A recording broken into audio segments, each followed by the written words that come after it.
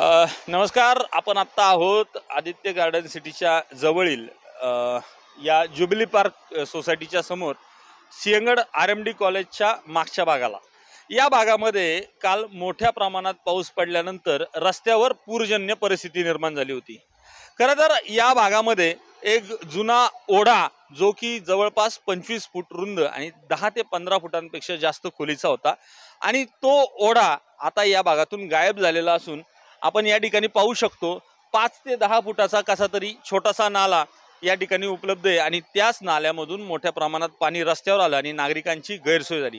या भागातील काही जुन्या आठवणी सांगण्यासाठी या भागातील तरुण धनंजय बांद्रे आपल्यासोबत आहेत, जे या ठिकाणी स्वतः पोहलेले आहेत. तसं पाहायला गेलं तर मी देखील या ठिकाणी स्वतः पोहत होतो, मात्र आता तो नाला पाहायला भेटत नाही, याचं दुःख आहे.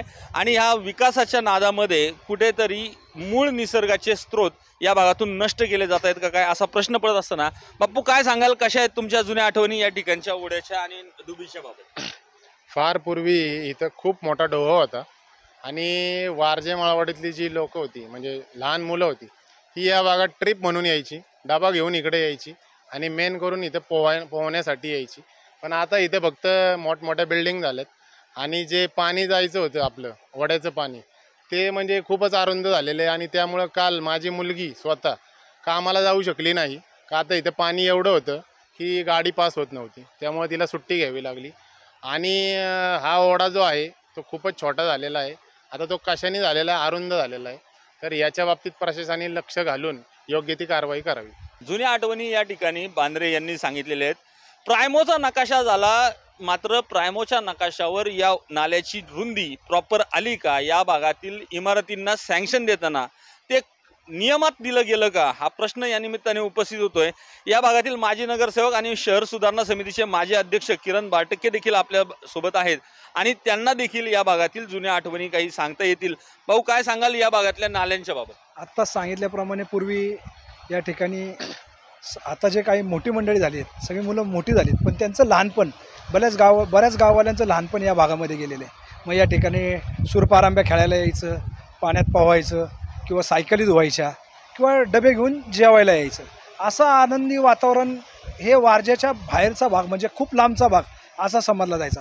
पण जसा जसा हायवे झाला, जसा जसा विकास झाला तसतशी इथली परिस्थिती बदलत गेली. नाले अरुंद होणे, नाला वळवण्याचा प्रयत्न करणे, हे अशा प्रकारचे कामं या भागात झाली. आणि काल आपल्याला माहिती आहे की हे वारजा परिसर हा 3 डोंगरांच्या मधोमध बरोबर असलेला परिसर आहे. 3 डोंगराचं पाणी ह्या वारजे गावामध्ये येतं. मग या भागामध्ये येणाऱ्या पाण्याचे स्रोत किती मोठे असले पाहिजेत याचासुद्धा विचार केला गेला पाहिजे होता. कदाचित DPवर ते स्रोत होते, पण मग ते स्रोत नंतर कुठं गेले हा अभ्यास करण्याचा विषय. मागच्या काळात RMDच्या मागच्या बाजूचा नाला वळवायचा प्रयत्न केला, पण आम्ही त्याचा कागदोपत्री पाठपुरावा केला, विधानसभेत त्याचा प्रश्न झाला, त्यानंतर ते वळवणं कुठंतरी थांबलं. अशा वेळोवेळी शून्य नागरिकांनी जिथं जिथं नाला दाबला जाईल किंवा जिथं जिथं नाला बंद करण्याचा प्रयत्न होईल तिथं तिथं शून्य नागरिकांनी आवाज उठवला पाहिजे. आणि विकासाच्या नावाखाली जे काही निसर्गाला दाबायचा प्रयत्न चालला आहे तो थांबवण्यासाठी कुठंतरी सगळ्यांचा हातभार लागला पाहिजे. एकूणच निसर्गाच्या ह्याच्याबरोबर इथं खेळलं जातंय आणि विकासाच्या नावाखाली निसर्गाचा जो उद्रेक होतोय आणि तो उद्रेकामुळे सामान्य नागरिकांना वेठीस धरलं जाते. आता मला आठवतंय की वारजेतील हा जो आदित्य गार्डन सिटीचा भाग आहे, या झेंडा चौकामधून एक ओढा येत होता आणि तो RMD कॉलेजच्या जवळ इकडनं जाणाऱ्या या ओढ्याला मिसळत होता. आता त्या ठिकाणी एक इमारत झालेली आहे. इकडचा ओढा देखील भला मोठा रुंद असा होता, 15 फूट कमीत कमी खोल होता, 20-1 फुटापेक्षा जास्त रुंद होता, मात्र आता इथे तेवढ्या रुंदीचा दिसत नाही. दुसरी गोष्ट, काल अतुल नगरमध्ये देखील राहुल एन्क्लेव्ह नावाच्या इमारतीच्या बेसमेंटमध्ये पाणी शिरलं. त्या राहुल नगरच्या मागे पॉप्युलर नगरमधून आणि पॉप्युलर नगर आणि राहुल नगर या दोन्हीच्या मधून एक ओघळ जो रुंद ओढा होता, किमान त्याची 20 फूट रुंदी होती. त्या भागात जुनी लोक शौचास जायची. त्या भागातला नाला देखील बुजवला गेला आणि त्या इमारतीमध्ये पाणी शिरण्याची घटना घडलेली आहे. त्या भागात देखील रस्ता पाण्याखाली गेला होता. पूर्ण रस्त्याचं जे जलमय होतं आहे, जे ओढे वाहिले जातात, त्याला कारणीभूत हे गाव नकाशावरचे ओढे गायब झाल्याचं कारण आहे. रुनवाल भागातील या धुमाळ नावाचे गृहस्थ आपल्या या ठिकाणी आहेत, त्यांना देखील या पुराचा फटका बसलेला आहे. काय म्हणतायत ते बघूया. नमस्कार, मी लहू धुमाळ.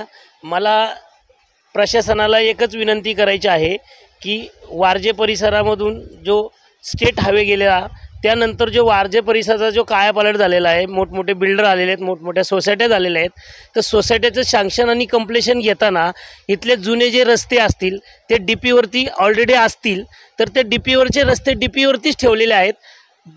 ओढे नालेसुद्धा इथे बुजवलेले आहेत. ओढे नाले बुजवून त्याच्यावरती इमारती उभ्या केलेल्या आहेत. तर प्रशासनाने लवकरात लवकर तो डी पी ओढे नाले लोकांसमोर डी पी सादर केला पाहिजे, मिटिंगा लावल्या पाहिजे आणि कुठं ओढा होता, कुठं बुजवलेला आहे तर त्याच्यावरती त्वरित कारवाई करून त्याच्यावरती अतिक्रमण असेल तर ते हटवलं गेलं पाहिजे आणि नागरिकांना चांगले रस्ते दिले पाहिजे.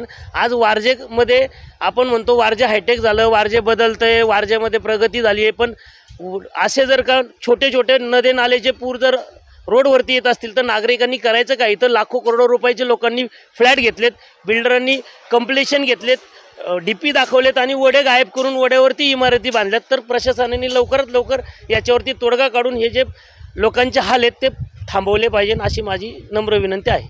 खूप महत्त्वाची मागणी या ठिकाणी धुमाळे यांच्याकडून झालेली आहे आणि आता देखील काही नवीन इमारतींचं बांधकाम या भागात मोठ्या प्रमाणात मंजूर करण्यात आलेलं आहे. खूप कामं सँक्शन करण्यात आलेली आहेत, चालू आहेत.